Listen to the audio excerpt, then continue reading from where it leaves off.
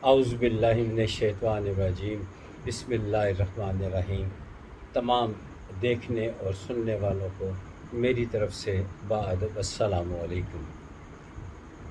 آج جی کیا، دل کیا کہ حضرت سلمان فارسی رضی اللہ تعالی عنہ، جو جلیل القدر صحابی ہیں اور آپ کا شمار اصحاب صفہ میں ہوتا ہے، ان کا ذکر خیر کیا جائے۔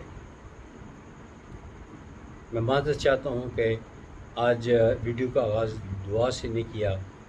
اللہ تعالیٰ سے دعا ہے کہ آپ جہاں بھی ہوں خوش خرم ہوں، آباد ہوں، دنیا جہاں کی خوشیاں اللہ تعالیٰ آپ کو عطا فرمائے، اولاد کی خوشیاں عطا فرمائے، ذہنی اور قلبی سکون عطا فرمائے، دنیا اور آخرت اچھی فرمائے۔ حضرت سلمان فارسی رضی اللہ تعالیٰ عنہ ملک ایران وہاں سے تعلق رکھتے تھے۔ آپ کے والد پارسی تھے، کٹر پارسی، اتنے کٹر پارسی تھے کہ ہر وقت آگ جلائے رکھتے، آگ بجھنے نہ دیتے، ہر وقت آگ جلائے رکھتے، حتیٰ کہ اس کے پاس سے اٹھتے بھی نہ، کہیں آگ بجھ نہ جائے یا مدھم نہ ہو جائے، ایک خاص حد تک اس کے الاؤ جلائے رکھتے۔ تو ایک دفعہ ایسا ہوا کہ حضرت سلمان فارسی رضی اللہ تعالی عنہ ان کی طبیعت کچھ ناساز ہوئی، تو انہوں نے کہا کہ جہاں میری زمینیں ہیں وہاں پہ جاؤ اور وہاں سے کچھ حساب کتاب لاؤ، یعنی جو مال وغیرہ اکٹھا ہے اس میں سے میرے لیے دوائی یا جو کچھ بھی چیز لانی ہے وہ لے کر آؤ، تاکہ میں صحت یاب ہو سکوں اور دوبارہ میں زیادہ دل جمعی کے ساتھ اپنی جو بھی دینی ذمہ داریاں اس کو نبھا سکوں۔ حضرت سلمان فارسی رضی اللہ تعالی عنہ شروع سے ہی تابعدار فطرت کے تھے۔ آپ گھر سے نکلے، اچھا یہ بتاتا چلوں کہ حضرت سلمان فارسی رضی اللہ تعالی عنہ کبھی گھر سے نکلے ہی نہیں تھے۔ ان کے والد صاحب تو پھر کبھی کبھار، اس کے والد جو پارسی تھے وہ کبھی کبھار گھر سے چلے جاتے، زمینوں کی دیکھ بھال کرنے کے لیے، آگ کا کافی سارا الاؤ چلانا، اور چلے جاتے، اور نگرانی پہ حضرت سلمان فارسی رضی اللہ تعالی عنہ ان کو لگا جاتے۔ لیکن حضرت سلمان فارسی کو کہیں جانے کی اجازت نہ تھی۔ اب ایسی صورتحال میں جب والد صاحب کا حکم آیا اور اب تابعدار بھی تھے، تو والد صاحب کا حکم مانتے ہوئے نکل پڑے، اور جہاں زمینیں تھیں اس طرف جا رہے تھے کہ ایک راہب سے ملاقات ہوگی۔ انہوں نے، اب تاریخ میں لکھا ہے کہ انہوں نے پہلی دفعہ کسی انسان والد صاحب کے علاوہ کسی کو دیکھا تھا۔ خوش ہوئے، راہب سے تھوڑی دیر تک چند قدم جو ہے وہ پیدل چلے، تو اچھا لگا، ان کی باتیں اچھی لگیں۔ اس وقت جو مکمل اور کامل دین تھا وہ عیسائیت تھا، اور راہب جو تھا وہ بھی عیسائی تھا۔ تو اس عیسائی کے ساتھ باتیں کرنی آپ کو اچھی لگیں۔ انہوں نے پوچھا کہ اگر دوبارہ ملاقات کرنی ہو تو کیسے ہو سکتی ہے؟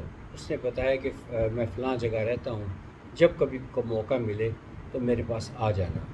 اس نے، حضرت سلمان فارسی رضی اللہ تعالی عنہ نے اپنی مجبوری بیان کی کہ میرے والد صاحب مجھے کہیں جانے نہیں دیتے کہ کہیں میں اس مذہب کو چھوڑ نہ دوں۔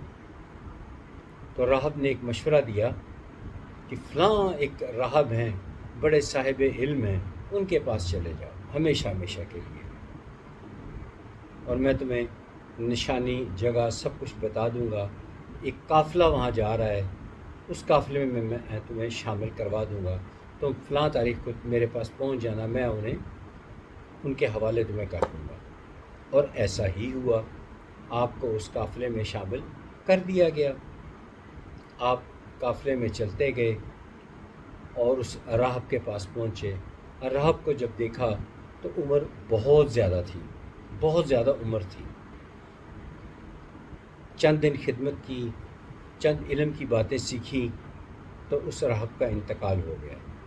آپ بہت پریشان ہوئے، لیکن راہب نے انتقال سے پہلے یہ بتا دیا تھا کہ میرا آخری وقت آ چکا ہے، فلاں جگہ پہ ایک راہب اور ہے، بڑے علم والے ہیں، ان کے پاس چلے جاؤ، تمہارے علم کی پیاس وہ بجھائیں گے۔ حضرت سلمان فارسی رضی اللہ تعالی عنہ وہ اگلے راہب کے پاس چلے گئے۔ جب اگلے راہب کے پاس گئے تو آپ کو پھر مایوسی ہوئی، کیونکہ وہ راہب بھی کافی عمر سیدھا تھے، لیکن آپ نے ہمت نہ ہاری، جتنے دن بھی قسمت میں تھے، تاریخ میں دن درج نہیں ہے، اور آپ نے ان کی خدمت کی، اور پھر راہب نے بتایا کہ میرا آخری وقت آ چکا ہے، اب تمہارے لیے بہتر یہ ہے کہ تم فلاں راہب کے پاس چلے جاؤ، وہ تمہیں مزید علم کی باتیں سکھائیں گے۔ آپ کے ہوتے ہوئے ان کے استاد جو راہب تھے ان کا انتقال ہوا، ان کو دفنایا، اور اگلے راہب کی یعنی تیسرے راہب کی تلاش میں چل پڑے۔ جب تیسرے راہب کے پاس پہنچے تو انہیں انتہائی دکھ ہوا، ان کو انتہائی دکھ ہوا،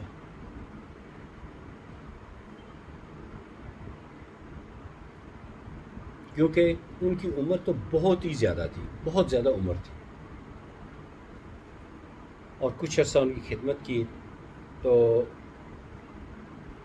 بے چارگی کے عالم میں حضرت سلمان فارسی رضی اللہ تعالیٰ نے اپنے دل کی بات کہی کہ میں تو علم کی تلاش میں آیا تھا، دو راہب وہ اس دنیا سے چلے گئے، اب میں آپ کے پاس آیا ہوں، آپ کی عمر بھی بہت زیادہ ہے اور آپ کی طبیعت بھی ناساز رہتی ہے، تو یہ کیسے ممکن ہوگا کہ میں علم حاصل کر سکوں؟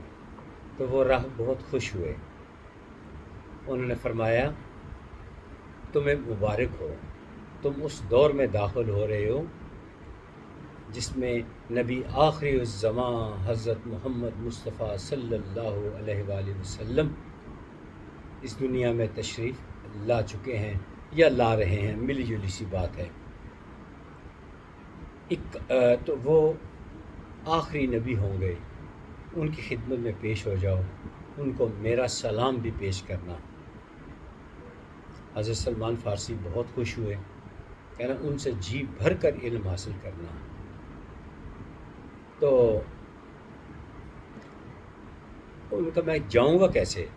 تو اس راہب نے فرمایا کہ ایک قافلہ مدینہ کی طرف جا رہا ہے، میں اس میں تمہیں شامل کروا دیتا ہوں۔ وہ قافلہ آیا تو وہاں ایک نیک دل یہودی وہ تھا، اس کے حوالے کر دیا کہ بھئی اس کا خیال رکھنا اور مدینہ تک لے کر جانا ہے، راستے میں سے کوئی تکلیف نہ ہو۔ تو راہب کا حکم اس نے مان لیا، اور یہودی نے راستے بھر حضرت سلمان فارسی رضی اللہ تعالی عنہ کا خوب خیال رکھا اور مدینہ شہر پہنچ گئے۔ لیکن مدینہ شہر جیسے پہنچے تو اب کیا صورتحال پڑی، میں اس سلسلے میں قاصر ہوں، میرا علم نامکمل ہے اس معاملے میں، کہ ایسے حالات بنے کہ حضرت سلمان فارسی رضی اللہ تعالی عنہ کو مدینہ پہنچتے ہی فروخت کر دیا گیا۔ اب آپ نیک یہودی کے بجائے ایک ظالم یہودی اس کی کفالت میں آ گئے، وہ ان سے دن بھر کام کرواتا، کھجوروں کا باغ تھا، کھجوروں میں دن بھر اس سے کام کرواتا، اور ہفتے میں ایک دن آرام کا دیتا، اس دن آپ نہاتے، غسل فرماتے، جو بھی آپ کی ضروریات تھی وہ پوری کرتے، لیکن آپ کا مقصد وہ پورا نہیں ہو رہا تھا، یعنی علم حاصل کرنا۔ میں معافی چاہتا ہوں، ایک بات بتانی میں بھول گیا، جو آخری راہب، تیسرے راہب تھے، انہوں نے حضرت سلمان فارسی رضی اللہ تعالی عنہ کو نبی پاک صلی اللہ علیہ وآلہ وسلم کی تین نشانیاں بتائی تھیں کہ وہ تحفہ تو قبول کر لیں گے، صدقہ نہیں لیں گے، اور ان کی کمر مبارک پر مہر نبوت ہوگی۔ اب یہ نشانیاں ذہن میں تھیں۔ ایک دن آپ وہ کھجوروں کے باغ میں کام کر رہے تھے، درخت پہ چڑھے ہوئے تھے، تو کھجوروں کا ایک خوشہ اتارا اور زمین پہ چھلانگ لگائی، پیر میں چوٹ لگ گئی، تاریخ میں یہی لکھا ہے کہ پیر پہ چوٹ لگ گئی۔ جب چوٹ لگی تو جو یہودی تھا، جو اس کا آپ کا مالک تھا، اس کا ایک دوست آیا ہوا تھا، دونوں آپس میں باتیں کرنے لگے۔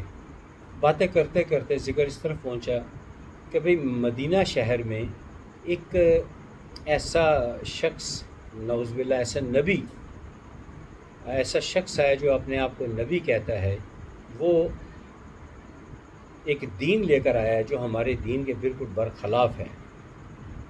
حضرت سلمان فارسی رضی اللہ تعالی عنہ بڑی توجہ کے ساتھ یہ ساری باتیں سن رہے تھے، بڑی توجہ کے ساتھ ساری باتیں سن رہے تھے۔ آپ نے جب باتوں میں دخل اندازی کی کوشش کی تو وہ ظالم یہودی نے ایک زوردار تھپڑ آپ کے منہ پر مارا جو کافی تکلیف دہ تھا۔ بہرحال ہفتے میں ایک دن چھٹی ہوتی تھی، آپ نے کھجوروں کا ایک خوشہ لیا اور نبی پاک صلی اللہ علیہ وآلہ وسلم کے پاس پہنچ گئے۔ وہاں اور بہت سارے صحابہ اکرام تشریف فرما تھے۔ آپ نے سب سے پہلے تو وہ خوشہ کھجوروں کا پیش کیا کہ یہ میری طرف سے تحفہ ہے۔ آپ نے وہ تحفہ قبول کیا اور خود بھی نوش فرمایا اور صحابہ اکرام میں بھی تقسیم کر دیا۔ اس کے بعد کچھ رقم پیش کی، یہ میں صدقہ پیش کرتا ہوں۔ آپ نے انکار کر دیا کہ میں صدقہ نہیں لیتا۔ دو نشانیاں پوری ہو گئیں۔ اب مہر نبوت کمر پہ دیکھنا یہ بہت بڑی ہمت اور جسارت کی بات تھی، بے ادبی بھی ہو سکتی تھی، لیکن نبی پاک صلی اللہ علیہ وآلہ وسلم نے پہچان لیا، ارادے کو بھانپ لیا اور کہا مہر نبوت بھی دیکھ لیں۔ مہر نبوت دیکھ لی تو پھر آپ نے کلمہ پڑھ لیا، مسلمان ہو گئے۔ جب یہودی کو پتہ چلا تو وہ سخت نالاں ہوا۔ اس نے کہا کہ میں تو مسلمان ہو چکا، میں ایک دن وہاں گزارا کروں گا، باقی 6 دن تمہارے پاس۔ لیکن آپ کا نبی پاک صلی اللہ علیہ وآلہ وسلم کے بغیر دل نہیں لگتا تھا، دل نہیں لگتا تھا۔ تو ایک دن اللہ کے رسول ان سے آپ نے اپنے اس خواہش کا اظہار کیا تو اللہ کے نبی نے فرمایا کہ جاؤ اس سے کہو کہ مجھے آزاد کر دو اور تمہاری کیا شرطیں ہیں، کیا اس کا معاوضہ لیتے ہو۔ آپ نے اسی طرح ہی وہ بات یہودی کو بتا دی۔ یہودی نے وہ ساری بات سنی اور کہا میری صرف 2 ہی شرطیں ہیں، 2۔ ایک شرط تو یہ ہے کہ اتنا کافی بڑا سونا بتایا، اتنا سونا لے کر آؤ میرے لیے، اور دوسرا ایک باغ بہت بڑا وسیع 300 درختوں والا، کھجوروں والا درخت لگا کر دو، جس دن وہ پھل دینا شروع کرے گا میں تمہیں آزاد کر دوں گا۔ دونوں شرطیں پورے کرتے ہی اسے پتہ تھا کہ یہ لڑکا، یہ آدمی کام کرنے والا ہے اور کام چور نہیں ہے، یہ دوبارہ شاید اس جیسا آدمی مجھے دوبارہ ملے یا نہ ملے، تو یہ شرطیں اس سے پوری نہیں ہوں گی۔ آپ واپس تشریف لائے اور نبی پاک صلی اللہ علیہ وآلہ وسلم کے خدمت اقدس میں پیش ہوئے اور یہ دونوں شرطیں پیش کر دیں۔ آپ کے وہاں بیٹھے بیٹھے ایک شخص آیا اور بطور نذرانہ، بطور تحفہ، بطور ہدیتاً ایک سونے کی ایک ڈھیلا آپ کی خدمت میں پیش کیا۔ اسے کہا جاؤ یہ تو اس کو دے آؤ۔ اب وہ جو سونے کا ڈھیلا لے کر وہ اس یہودی کی خدمت میں پہنچے تو وہ بہت پریشان ہوا کہ یہ اتنا بڑا سونا اس کے پاس کہاں سے آ گیا، دیکھنے میں اتنا سارا ہے، وزن بہت زیادہ ہے۔ اس نے تولا، وزن پورا، دوسرے ترازو سے تولا، وزن پورا، ہر اینگل سے دیکھا تو وزن پورا۔ وہ مجبور ہو گیا وزن تو پورا ہے، اب میں کیا کر سکتا ہوں؟ اب اس نے کہا دوسری شرط پوری کرو۔ اب پھر اگلے ہفتے کو چھٹی کا جو دن تھا، پھر نبی پاک صلی اللہ علیہ وآلہ وسلم کی خدمت اقدس میں پیش ہوئے اور بتایا کہ وہ شرط تو پوری ہو گئی، دوسری شرط پوری کرنے کا وقت آ گیا۔ تو آپ صلی اللہ علیہ وآلہ وسلم نے فرمایا کہ تم جاؤ اور زمین کو ہموار کرو، جب زمین ہموار ہو جائے تو میں کھجوروں کے درخت لگا دوں گا۔ اللہ تعالیٰ کی شان دیکھیے، آپ نے پتہ نہیں کہاں سے طاقت آئی کہ آپ نے ساری زمین کو ہموار کر دیا اور آپ صلی اللہ علیہ وآلہ وسلم کو اطلاع دی۔ آپ نے وہ کھجوروں کے درخت 300 درخت لگا دیے اور 1 سال کے اندر وہ پھل دینا شروع کر دیا۔ جب پھل دیا تو اب ظالم یہودی کے پاس اور کوئی ذریعہ نہیں تھا کہ سوائے اس کے کہ آپ کو آزاد کر دیتا۔ آزاد کر دیا۔ پھر آپ نبی پاک صلی اللہ علیہ وسلم تھے اور آپ تھے، آپ کو اصحاب صفہ میں شامل کیا گیا۔ اصحاب صفہ میں آپ بڑا وقت گزارتے۔